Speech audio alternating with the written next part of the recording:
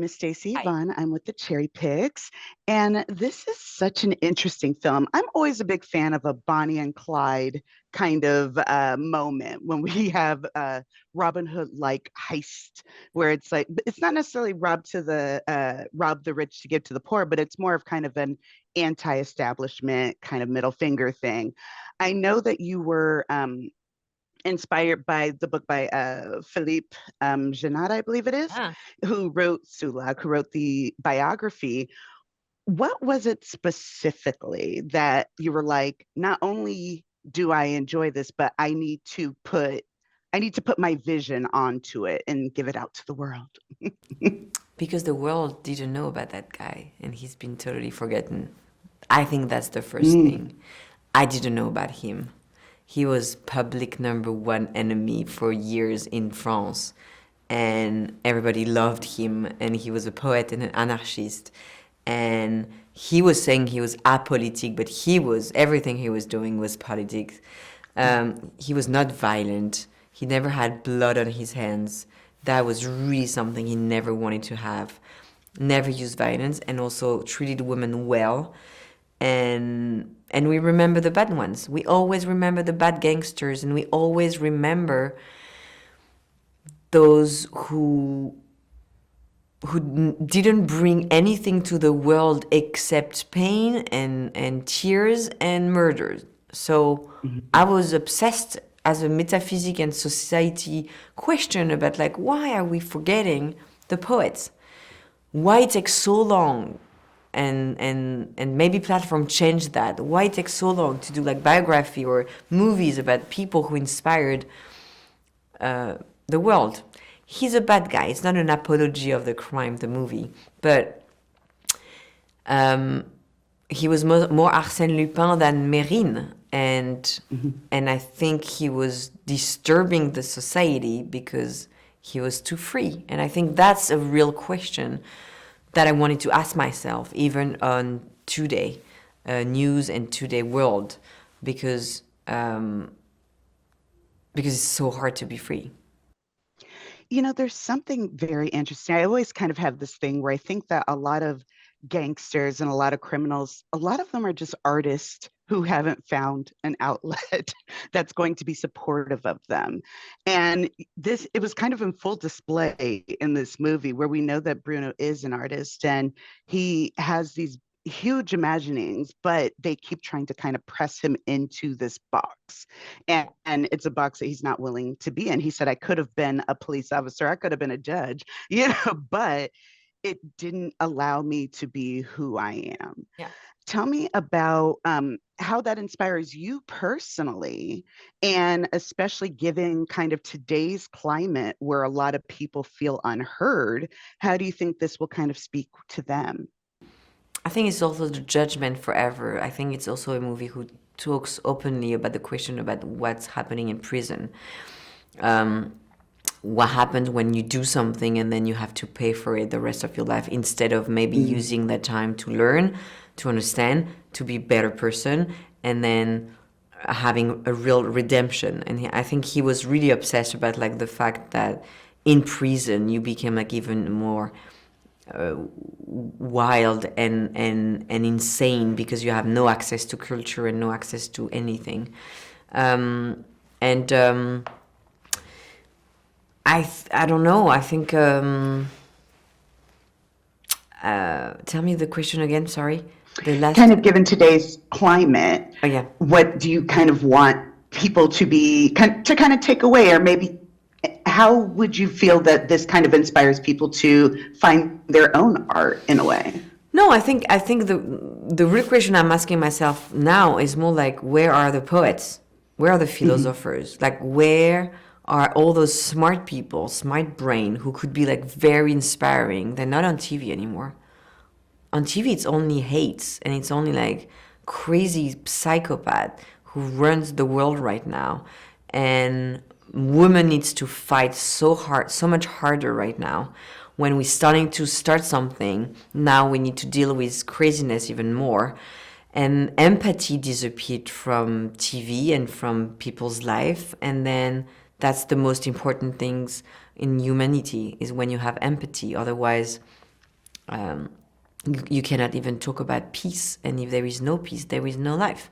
So I think also the fact like you can talk about a cop who likes a gangster because there is admiration and there is no violence and there is just a chasing free spirit, and then having literally philosophic conversation when they talk together, which is totally true because I met the cop. He's still alive and he worked on the movie, and he really literally stopped being a cop when Bruno got caught, because he didn't want to do that anymore, because they killed his best friend for no reason, and that was pure violence. And all that makes me feel like, where are the leaders? Where are the free mind leaders, female or male, today, who's going to inspire youth, when I can see like how lost they feel and how lost they are in that so anxiogene world right now, where we keep saying there is no peace. Like peace is not possible right now. And then you need your youth and your young people to feel like great and positive about the future when they don't have access to positive things. And that's something we urgently need to do. And that's something I think who could come from female presidents and female leaders way more than what's happening today. And female creators and female film directors as well, because that word needs to get out. I think it's such a beautiful film, and you did a really fantastic job of carrying through those themes of, you know, just him being so loyal to the people who support him, and in a world where all of our hobbies are monetized and all of our art is monetized, and so therefore there are these strings attached. It's nice to see a profile of someone who refused to abide by those strings. So thank you so much, Mélanie, for taking time to talk with me about it today. Bye. Bye. You do a fantastic job in this film. There's this something about Bruno that is clearly affectionate, but also very true. You know, with freedom and liberté, you know, we talk about the virtue and the truth of it all. Tell me, were you familiar with Bruno Sulak, excuse me? And then when you found out about him, what kind of research did you do to inform your performance? I was familiar with Bruno. No, I wasn't familiar, sorry. But Melanie sent me the book from Philippe Janetta, and I just absolutely loved it. I love this story, and I love the fact that nobody ever made a movie about him.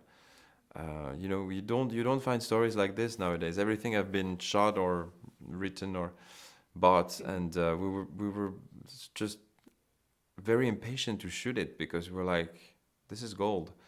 And the way to prepare is, I had many tools. It was my first time doing a biopic, to like searching someone that existed, and I love the search for a character. So I was able to meet with George, the actual cop.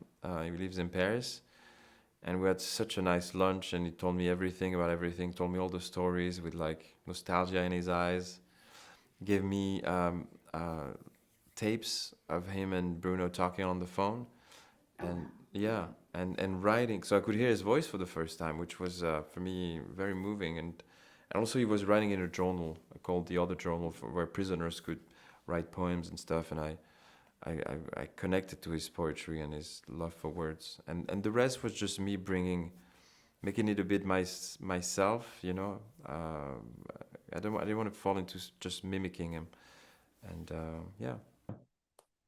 What You know, there see? is something about Bruno. I was telling Melanie, I said, I kind of get the feeling that a lot of gangsters and a lot of criminals are just artists that haven't found the right outlet. And with Bruno, we I agree kind with of that. see, right, we see that in action because Yeah. he has such a beautiful way about him. And he says, you know, I could have been a policeman, I could have been a judge, I was an excellent soldier, but it didn't afford me the freedom that I Mm. wanted. Mm. Tell me, in what ways were you kind of inspired by his story and kind of pursuing art yourself? Um, you're talking about Bruno. Well, no, you personally, how were you kind of inspired by Bruno's story? It's hard not to be inspired by that story because it's someone who was so in line. He was being a military parachutist. Um, his life was on rails, and he he was supposed to win a contest, not a contest, but he had the record for last minute, opening your parachute thingy with his military corps, and the record wasn't validated because he needed to sign 5 more years in order to get his record validated. It felt such a feeling of injustice that he went home to his parents, kind of went for 2 days, missed his boat to go back, and as he missed his boat, they called him a deserter, and he became Bruno. He started but he could have been completely the opposite. And I think that's so interesting to see how trajectories are defined by sometimes just one moment. I think this is a story that could be told several different ways, and Melanie gives it such a reverence and such respect. Tell me how do you think that the film was affected by having Melanie, who's, female director, at the helm of it? I think you were asking the right question. I think if a man had directed that movie, it would have been just about shooting guns and about how they prepare the heists, how they act while they're robbing the place, and how they and Melanie, with her prism of perception, just went around the corner, and she said, like, it's going to be a love story, and in the back we'll see the heists and everything, but it's about a love story, and everything's stronger. The relationship he has with George, the relationship with Rasha, with Dragan, everything is about the relationships and the love he was spreading, and they were spreading with each other. And I think I just realized while answering to you that so many people ask me, why are we so charmed by him, even though he's like a con man? And I just realized that it's because it's only love at the end of the day. It's all the relationship he has, work and function, and he's a man of his principles. He has values and principles, and it's just you don't find men like this anymore.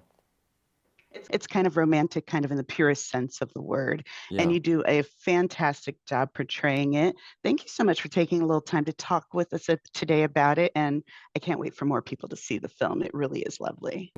Thank you for your kind words. Thank you for making time as well.